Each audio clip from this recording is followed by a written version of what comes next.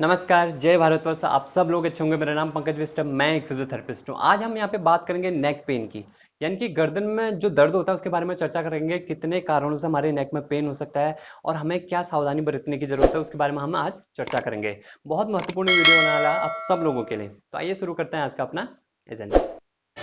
Neck pain, देखिए सबसे पहले यहाँ पे आप देख रहे होंगे, ये हमारे नेक का स्ट्रक्चर है। मतलब जो हड्डियां होती है हमारी गर्दन में, इसको बोलते हैं सर्वाइकल बोन और सर्वाइकल स्पाइन, इस एरिया को बोलते हैं। तो यहाँ पे आप देख रहे होंगे 7 हड्डियां होती है। 7 हड्डियां जो है एकदम से हमारी गर्दन बनाती है, मेंटेन किए रखती है हमारा पोस्चर। उसके बीच में होती है डिस्क, जिसके कारण क्या होता है कि आपकी जो हमारी जो मूवमेंट है नेक की, हिलाना डुलाना है, कुछ भी टाइप की हम मूवमेंट करते हैं वो इजीली हो पाती है।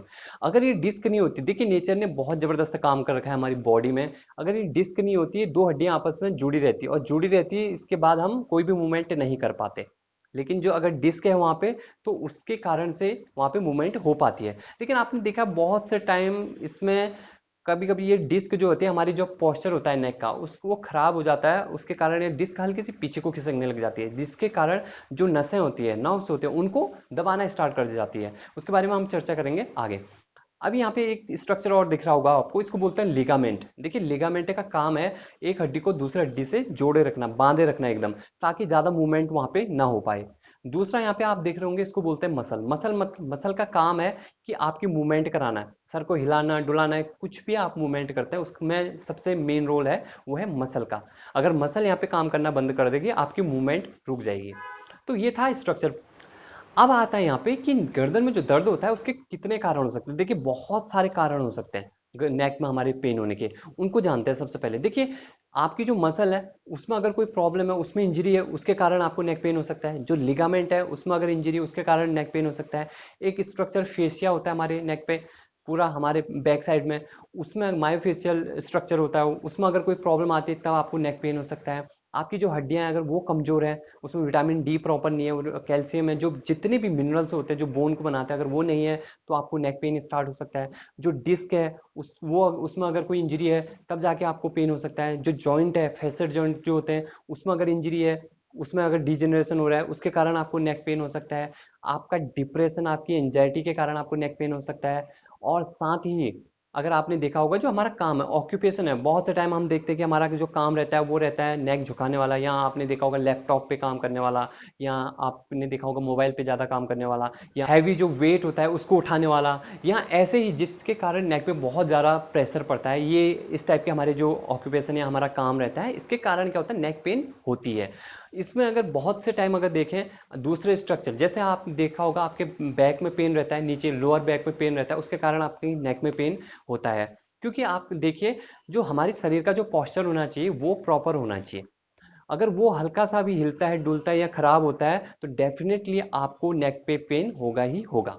अब यहाँ पे आता है सबसे मेन जो चीज होती है, वो होती है मसल और लिगामेंट। देखिए मसल और लिगामेंट में अगर इंजरी होती है, तो अगर उसको हम प्रॉपरली क्योर नहीं करते हैं, प्रॉपरली उसको डायग्नोस नहीं कराते, प्रॉपरली उसको हम नेक को रेस्ट नहीं देते हैं, तो ये हमारे साथ लॉन्ग लाइफ चलेगी। मतलब पूरी लाइफ भी ये चल सकता है। इसके कारण और भी ज्यादा आगे को परेशानी आपको देखने को मिलेगी। देखिए सबसे पहले जो मसल है या लिगामेंट है, इसमें इंजरी होती कैसे है।